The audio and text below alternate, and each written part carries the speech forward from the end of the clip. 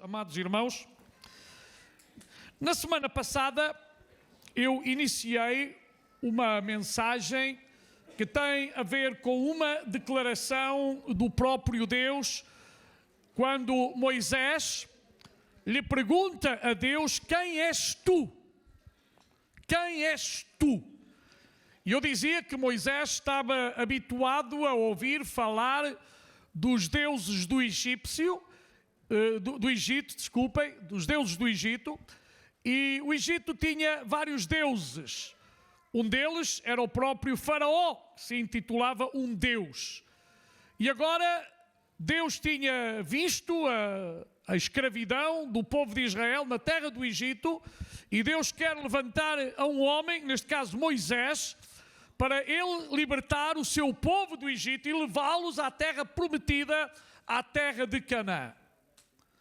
E Moisés faz uma pergunta a Deus: quem és tu? Moisés nunca tinha falado com Deus cara a cara, Moisés nunca tinha tido este relacionamento, e ao ouvir Deus falar com ele, ele queria saber a identidade desse Deus. É muito importante que nós conheçamos Deus. É verdade que nós nunca vamos conhecer agora mesmo Deus na sua imensidão, na sua totalidade, mas certamente há tantos deuses que são invenção da mente humana, ou diríamos porque Deus há só um, o Criador dos céus e da terra, o que fez o homem à sua imagem e semelhança, o que criou todas as coisas. Esse é o único e o verdadeiro Deus. Depois dele se têm levantado, fruto da imaginação dos homens, outras chamadas divindades, que nunca poderão dizer aquilo que Deus disse a Moisés: eu sou o que sou. Se vocês me perguntarem quem eu sou, eu posso vos dizer o ano que nasci, o mês, o dia, quem era o meu pai, quem era a minha mãe, o que é que eu fiz, porque eu tive um início. Deus não teve início. Ele é desde o princípio. Deus não teve um começo, Deus não terá um fim. Então, quando Moisés estava a fazer esta pergunta a Deus, Moisés queria ter a certeza de que aquilo que estava a acontecer era algo sobrenatural. Que esse Deus que estava a prometer que iria estar com ele para libertar o povo do Egito era verdadeiramente um que tinha todo o poder, não tinha nenhum tipo de limitação e podia fazer esse grande milagre. Para o povo egípcio, como eu já vos disse, Faraó era também um Deus. E é verdade que no sentido humano da palavra, o Egito tinha um dos maiores exércitos do mundo naquela ocasião. Era uma força tremenda. Mas há uma coisa que Faraó não tinha. Era todo o poder. Nem Faraó podia dizer: eu sou o que sou. Eu posso dizer que sou, dizendo o meu nome, e que, como disse-me já, o dia em que nasci, e sou fruto do meu pai e da minha mãe, para estar aqui e para ser eu. Mas Deus não é apenas o eu, Ele é aquele que é, que era e que continuará a ser, porque Ele é Deus sobre todas as coisas. Há uma palavrinha muito interessante na teologia que é aceidade. É uma palavra nova que vão aprender alguns. Aceidade. Aceidade é a natureza de um ser que existe por si mesmo e não necessita de outro para existir. Para eu existir, eu necessitei do meu pai e da minha mãe. Deus existe por si só. Amém? Deus não foi criado por ninguém. Ele simplesmente é desde a eternidade. Daí só Ele e mais ninguém poder dizer: eu sou o que sou. E com esta declaração, Ele está a dizer que é único. Ele está a dizer que é aquele que tem todo o poder. Ele está a dizer que Ele verdadeiramente é o único e verdadeiro Deus. Eu falei de algumas expressões que Jesus utilizou sobre si mesmo ao afirmar: eu sou. Sabem que Jesus, em várias ocasiões, e especialmente no Evangelho segundo São João, ele afirma muitas vezes: eu sou. para dizer que, efetivamente, nele nós temos tudo aquilo que necessitamos. Nós não temos necessidade de recorrer a coisas, não temos necessidade de recorrer a objetos, não temos necessidade de procurar em mais nada, porque Deus é suficiente. Deus é suficiente, aleluia, e a Ele seja a glória, a honra e o louvor por toda a eternidade. Jesus declara-se perante os seus discípulos como a porta. Eu sou. E naquela altura, o povo de Israel estava habituado a gado, e o gado tinha pastor ou pastores, tinha o curral, e geralmente por segurança havia apenas uma porta. Entravam à noite, fechava-se a porta e eles estavam ali. Não havia 2 nem 3 portas, havia uma porta, geralmente estreita, para permitir que o gado entrasse e fosse contado, inclusive. E Jesus está a dizer aos seus discípulos, em verdade vos digo, João 10, 7, eu sou a porta das ovelhas. Jesus não estava aqui a falar naquele sentido de ovelha animal, mas Jesus está a falar aqui de todos aqueles que o querem seguir, de todos aqueles que querem ser alimentados por Ele. E há um salmo fantástico, que é o Salmo 23, que expressa esta grande verdade espiritual acerca de Deus. O Senhor é o meu pastor e nada me faltará. Deitar-me-á em verdes pastos, guia mansamente a águas tranquilas. Isto para dar a ideia que aquele que pode saciar a nossa alma, saciar o nosso ser, é Deus. Amém. E agora Jesus, o Verbo feito carne, que habita no nosso meio, Deus vindo ao mundo, Deus manifestando a sua glória e o seu poder, Ele se declara como a única porta. Neste mundo há muitas portas. E há pessoas que estão batendo e recorrendo a portas erradas. E infelizmente, quando nós batemos numa porta errada, é perigoso.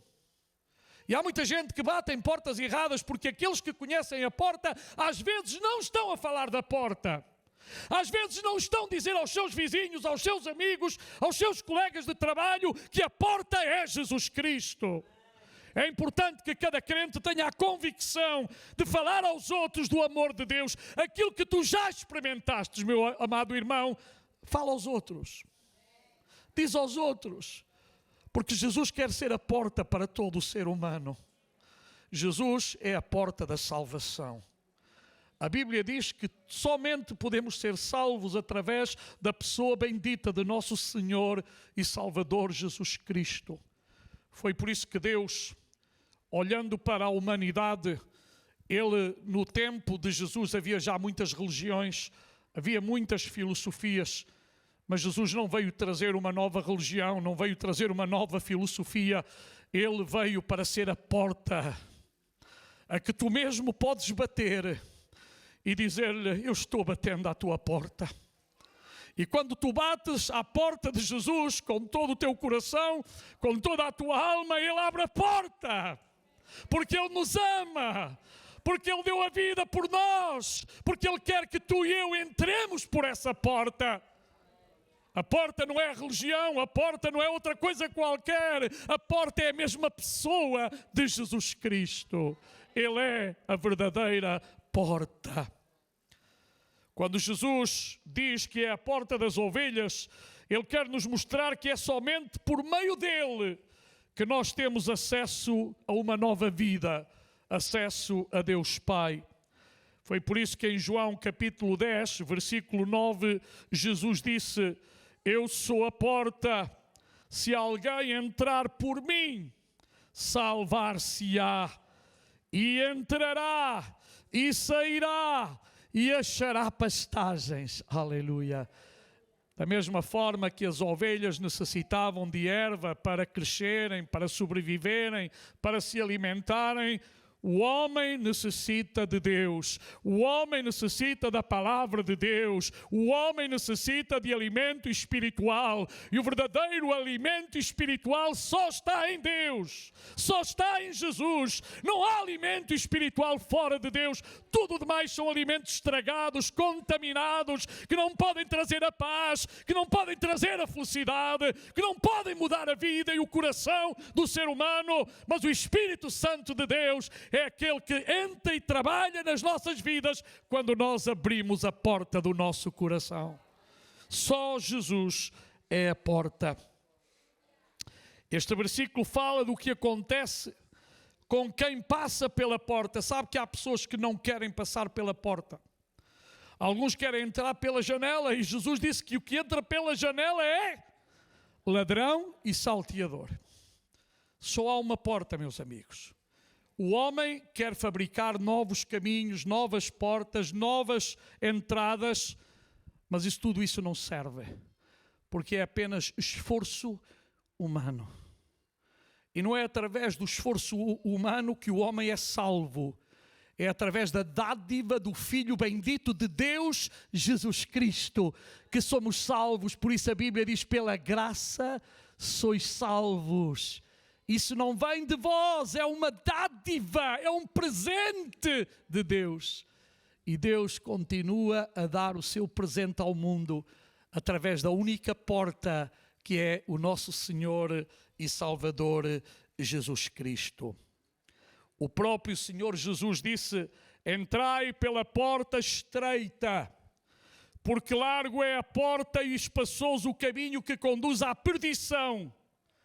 E sabe o que diz a palavra? Infelizmente, muitos são os que entram por ela.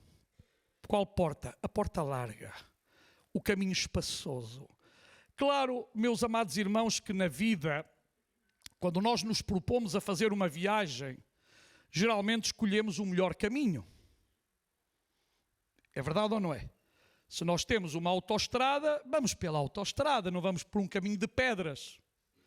Mas isso é o caminho da vida, é o caminho do dia a dia. Mas o caminho para chegar a Deus, quem o escolhe é Jesus. Não somos nós. O homem ainda hoje quer fazer novos caminhos, novos atalhos. Mas o homem esquece que o caminho já foi feito. E no final do caminho há uma porta. E a porta continua a ser Jesus. E para chegarmos ao Pai, somente através de Jesus Cristo. Por isso eu fico tão triste quando vejo outro evangelho a ser pregado. Um evangelho que diz que o homem pode fazer e de acordo com aquilo que faça vai alcançar. Está a chegar agora o mês de maio. Já chegou o mês de maio. Já chegou. Agora é que eu me dou conta que chegou. E hoje é o 1º do mês. E há tantas pessoas do nosso querido país que vão caminhar a pé, quilómetros e quilómetros, muitas vezes com feridas, com sangue, pensando que isso agrada a Deus. Mas isso não agrada a Deus. O que agrada a Deus é um coração sincero, é um coração arrependido. Deus não precisa dos teus nem dos meus sacrifícios humanos. O único sacrifício que Deus aceita é o sacrifício do louvor, da adoração. E nós nesta manhã já tivemos a oportunidade de louvar e de adorar o nome do Senhor. Mas ao sair daqui continuaremos a louvar e adorar ao Senhor, porque essa deve ser a nossa atitude diária e permanente. Louvar, reconhecer que o Senhor é bom e que para sempre é a sua misericórdia. Aleluia. Então, o acesso à nova vida que Deus nos concede por meio de Cristo requer renúncia. Eu às vezes não gosto de alguns caminhos, mas o caminho de Deus não foi feito para eu gostar, foi feito para me salvar. O caminho que Deus fez para ti não foi feito para que tu gostes dele, mas foi feito para que tu chegues ao final e sejas salvo, chegues à porta. A mim que me importa um caminho de facilidades se no final de contas eu vou parar ao inferno para viver uma eternidade perdido para sempre. Mas mesmo nas dificuldades do caminho que eu estou percorrendo, do caminho que tu estás a percorrer, porque sabe, até nisso Jesus deixou-nos claro, deixou-nos muito claro, dizendo, no mundo tereis aflições. E efetivamente temos. Paulo e Silas foram parar a uma prisão. E poderiam estar naquela prisão e dizer, bem, afinal de contas, o que é que eu faço aqui? Estive a pregar o Evangelho, estive a ajudar uma moça que foi liberta e estou aqui na prisão. Que Deus é esse? Deus é o mesmo. Deus era o mesmo cá fora e o mesmo lá dentro da prisão. E Deus libertou-os da prisão. Tu podes estar a passar agora por um tempo difícil, mas eu quero dizer-te da parte de Deus que Deus tem vitória para ti. Deus tem uma saída para ti. Deus tem esperança para ti. Ele é o único que tem todo o poder. Deus não está limitado absolutamente em nada. Eu tenho limitações, tu tens limitações, mas Deus não está limitado. Por isso ele podia dizer a Moisés, eu sou o que sou. Não há nada que eu não possa fazer. Não há nada que eu não possa alcançar. Sou eu o único. Eu não preciso de nada, nem de ninguém, porque eu sou o que sou. Eu sim, eu preciso. Vocês precisam, nós precisamos. Olha, precisamos primeiro de Deus, precisamos uns dos outros, precisamos da nossa família. Aquele bebê precisa dos seus pais. Deus não precisa de ninguém, mas eu preciso muito dele. Eu não sei quantos estão aqui que precisam de Deus, levantem a mão. Eu preciso de Deus. E quero dizer-lhe, obrigado porque me amas. Diga a Deus nesta manhã, obrigado porque me amas. Obrigado, obrigado, obrigado. Mas Jesus também se declarou em João 10:11 como o bom pastor. E eu muitas vezes tenho pensado, se ele é um bom pastor, os demais somos maus pastores. Podem crer, eu sou mau. Há piores, mas sou mau. Porque eu não sou aquilo que Deus gostaria que eu fosse ainda, mas eu estou no caminho. Mas bom é só Deus. Não há aqui nenhum de nós que possa dizer, e se alguém disser é mentiroso, é? Eu sou bom. Você pode pensar que é bom, mas não é. Se está aqui alguém que é bom, venha aqui que eu vou fazer uma experiência. Levante-se e venha ter comigo aqui. Está aqui alguém que é bom mesmo, venha cá, eu vou fazer uma experiência. Mas depois não se queixe, está bem? O que eu faço não se queixe. Há aqui alguém que pode dizer, eu sou bom, e venha aqui. Ainda bem que estamos todos ao mesmo nível, eu também com vocês. Se alguém tivesse aqui que era bom, sabe o que é que eu ia fazer? Ia ser mauzinho. Ia apertar-lhe com o pé, o dedo pequenino do pé. E aí é que se via quem era bom. Você ia me desejar tudo o pior para mim. Mas eu também não fazia isso. É apenas uma brincadeira. Mas isto é para vos lembrar que às vezes nós pensamos que somos bons. Mas é mentira, somos egoístas. Às vezes só pensamos em nós mesmos. Às vezes temos orgulho. Às vezes temos vaidade. E o grande problema é que muitas pessoas pensam que ser bom é não roubar nada, é não matar e não enganar a mulher. E a Bíblia diz, aquele que sabe fazer o bem e não o faz, peca. Está a entender o que eu estou a dizer? O ser bom para Deus não tem a ver com tamanho de pecados, nem qualidade de pecados, mas tem a ver com ir contra aquilo que Deus estabeleceu. E todos nós falhamos. Vocês não falham? Agora eu gosto muito daquele versículo que o nosso irmão João deu na sua carta. Meus filhinhos, estas coisas vos escrevo para que não pequeis. Mas se algum de vós pecar, advogado tendes para com o Pai, a Jesus Cristo o justo, e Ele é a propiciação pelos vossos pecados, e não somente pelos vossos pecados, mas pelos pecados de todo o mundo. É verdade que eu faço tudo para não pecar, mas às vezes peco. Seja por pensamento, seja por uma atitude. Às vezes nós dizemos o que não devíamos dizer ou fazemos o que não deveríamos fazer. Não é que nós pensemos em fazer, porque eu nunca me levantei de manhã a pensar, deixa-me lá ver que mal vou fazer hoje. Não, eu levanto pensando, como é que eu posso agradar a Deus, como é que eu posso fazer alguma coisa boa. Eu penso que todo o salvo, todo o Filho de Deus faz isto. Como é que eu posso ser melhor hoje? No meu trabalho, na escola, no emprego, com os meus vizinhos. Às vezes saímos de casa e tiram-nos do sério logo. Nunca vos aconteceu? Vocês metem-se no carro. Olha, outro dia foram quase 3 acidentes seguidos. E eu só raspei, fui assim, porque às 6 da manhã, imagine-se, há pessoas àquela hora que não sabem nem andar de carro. Imaginem-se depois. E há pessoas que às vezes tiram-nos do sério. E nós não somos perfeitos. Por isso Deus deixou-nos o único remédio, que é pedir perdão a Deus. Com sinceridade, com honestidade, levar ao Senhor. Por isso, Ele é o bom pastor. E diz João 10:11, eu sou o bom pastor e o bom pastor dá a sua vida pelas ovelhas. Quantos de nós éramos capazes de dar a nossa vida por alguém? Vamos ser sinceros. A não ser por um familiar muito direto, penso que não.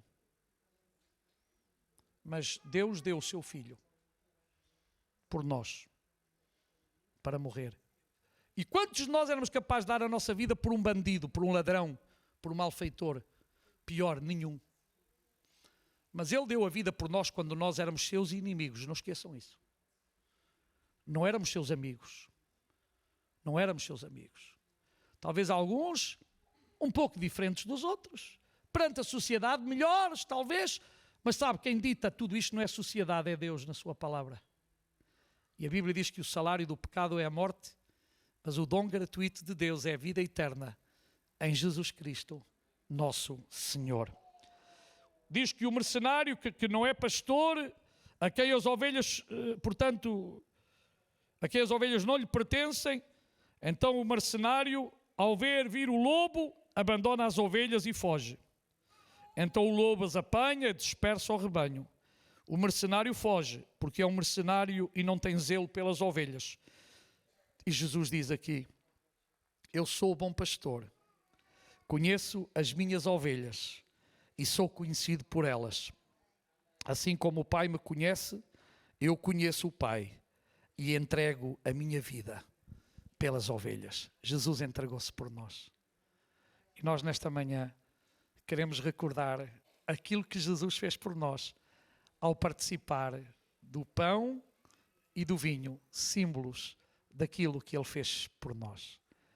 Nós somos uns privilegiados porque podemos, de uma maneira mais efetiva, mais íntima, participar desta festa e dizer ao Senhor, muito obrigado pelo teu corpo sacrificado por mim, pelo teu sangue vertido por mim na cruz do Calvário. Jesus disse, eu sou a ressurreição e a vida. Aquele que crê em mim, mesmo que morra, viverá. E todo o que vive e crê em mim não morrerá eternamente. Tu crês nisso? João 11:25. Claro que Jesus está a falar aqui da morte espiritual e não da morte física. Vocês lembram-se que isto aconteceu quando Jesus descobriu que o seu amigo Lázaro estava doente? E vocês sabem que Jesus não foi imediatamente ver o seu amigo. Ele foi chamado enquanto ele ainda estava doente, mas ele decidiu não ir. Talvez alguns ficaram aborrecidos. Então, que amigo é esse? Afinal, quando precisavam dele, não veio. E há tanta gente que gosta de apontar o dedo a Jesus. Nós, vocês, eu, nenhum de nós tem direito de apontar o dedo a Jesus. Jesus faz exatamente como Ele quer. Mas Jesus nunca faz nada errado. Jesus nunca faz nada à toa. Jesus nunca faz nada de qualquer maneira. E é verdade que, entretanto, Lázaro morreu.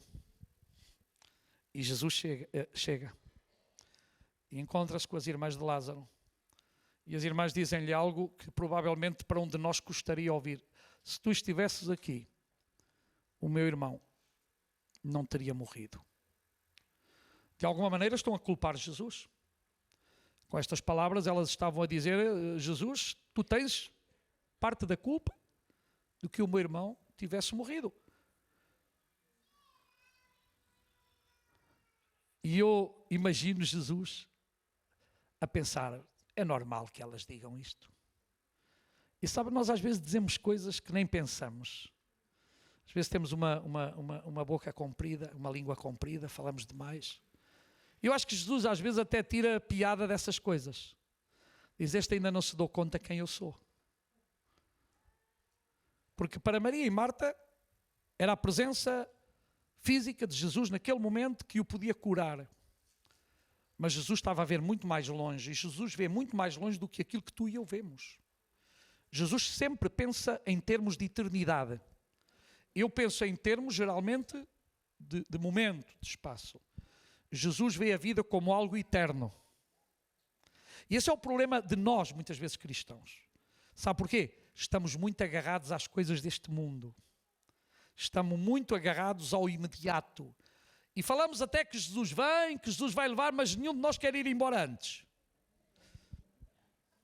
A não ser que já tenhamos uma certa idade, a coisa já está difícil, sentimos sozinhos e a coisa está mesmo mamãe, eu quero ir embora. Mas se eu perguntar aqui com sinceridade, quantos é que querem ir já embora, levantem a mão. Muito poucos, provavelmente. Posso dizer uma coisa, eu não estou a falar para vocês, estou a falar para mim também. Às vezes nisto somos hipócritas. Não somos? Somos. É a mesma coisa quando parte um familiar. Temos ou não temos esperança, irmãos? Então vamos estar com os nossos seres queridos, irmãos. É doloroso? É. Ninguém está a dizer o contrário. Traz lágrimas? Traz. Traz tristeza? Traz. Traz separação? Traz. Mas há um dia que estaremos para sempre com o Senhor louvando e adorando o seu nome nas bodas do Cordeiro. Aleluia! A nossa esperança é a sua vinda, irmãos. A nossa vida não está limitada aqui à terra. Nós temos uma morada nos céus que Jesus foi preparar para nós. Por isso ele disse, não se turbe nem tenha medo o vosso coração. Credes em Deus? Crede também em mim. Eu vou preparar-vos um lugar. Ele já foi preparar o lugar. Esse lugar é teu, é meu. E temos que saber que um dia Deus nos vai chamar. E nós temos que dizer, eis-me aqui. Estou à tua espera. Então a morte não é o ponto final. Não é o terminar de todas as coisas. É o começo da vida eterna com Deus. Amém? É o começo da vida eterna com Deus. Lázaro ressuscitou. Amém. Inclusive, elas disseram, Senhor, nem vais abrir o sepulcro. Prepara-te bem, põe as mãos no nariz. Se você leva-te uma máscara. Cheira mal. Mas quem estava ali é aquele que é a ressurreição e a vida. Lázaro, sai para fora. E eu até pergunto, o grande milagre é que ele saiu todo enfeixado. Mas saiu, não sei se foi aos pulos, aos saltos, não sei como. Não me perguntem, como para Deus não é impossível, Deus faz como quer. Que saiu, saiu. E estava vivinho da Silva. 3 dias. Tinha passado, o cheiro desapareceu. Amém? Lázaro voltou a morrer. Mas a sua alma está na glória. Porque Jesus é a ressurreição e a vida. Então, irmãos, nós temos que deixar de pensar em termos imediatos para pensar em termos eternos. É bastante diferente. Depois Jesus fez uma afirmação tripla. Eu sou o caminho, já falei um pouco do caminho, não vou falar agora, da verdade, a verdade e a vida. João 14:6. Você provavelmente já ouviu falar naquilo que se chama hoje o pluralismo. E de forma resumida, sabe o que é que diz o pluralismo? Que todas as verdades são corretas. Para não ofender ninguém. Bem, tu tens a tua verdade, tu tens a tua, tu tens a tua, tu tens a tua. Todas as verdades são boas. Essa é a maior mentira que eu já ouvi. Porque verdade, só há uma. E a partir dessa verdade podem ser construídas verdades. Porque então como é que se poderia julgar num tribunal se não houvesse uma verdade. Cada um inventa a sua verdade, que é a sua mentira. Verdade é só uma. Como é que eu posso saber se uma coisa é falsa? Porque tenho que ter uma verdadeira. Deus fez as coisas bem. Porque é que há o dia e porque há a noite? Para dividir, para sabermos o que é cada coisa. Agora, o homem hoje procura, através das suas filosofias, trazer novas doutrinas, novos ensinos, com a finalidade de desviar as pessoas da única e verdadeira verdade que é Deus. E todos os dias, alguém acha que inventou uma nova verdade, que não deixa de ser uma mentira mascarada. Uma mentira, como todas, tem as pernas curtas perante a autenticidade das coisas de Deus. É por isso que, quando Deus falou a Israel, disse: ouve Israel, o Senhor nosso Deus é o único Senhor. Não é um mais, não é um entre tantos, é o único Senhor. Jesus está a dizer: eu sou não diz um dos caminhos. Então a ideia que há hoje na sociedade é que há vários caminhos e tu caminhas aquilo que tu quiseres.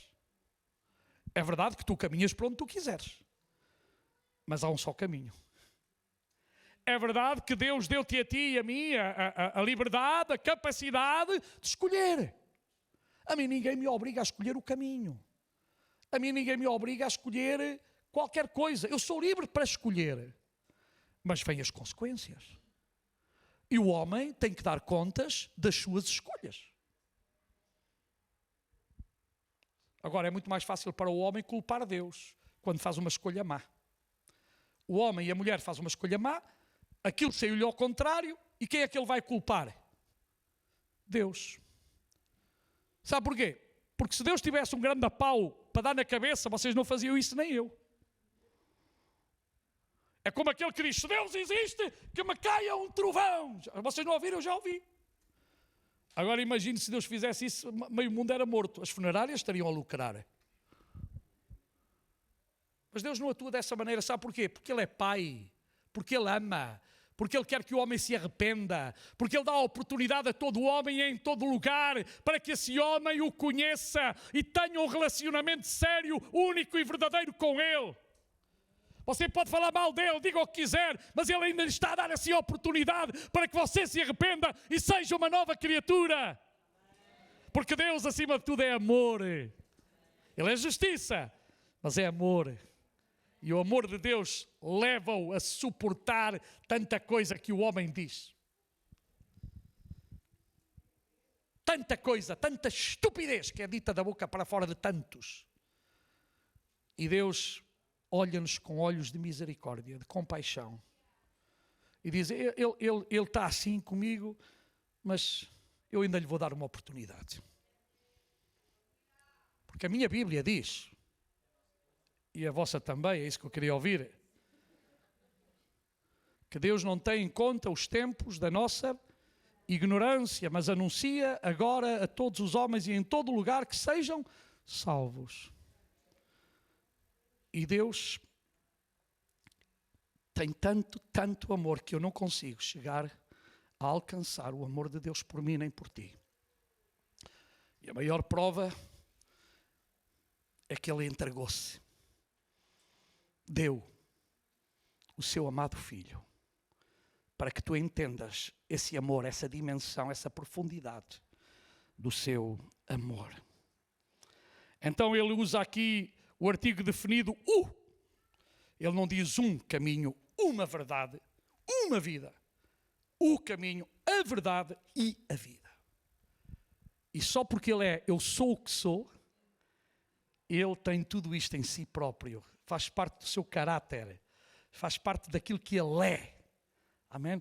Eu não posso vos dizer eu sou o caminho. Jamais poderia. Eu não sou nenhum caminho. O caminho é Ele. E eu tenho que andar no caminho dEle. Eu não sou a verdade. Posso falar da verdade, devo falar da verdade, devo pregar a verdade, mas a verdade absoluta está nele. E eu, se prego a sua palavra, estou a pregar a verdade.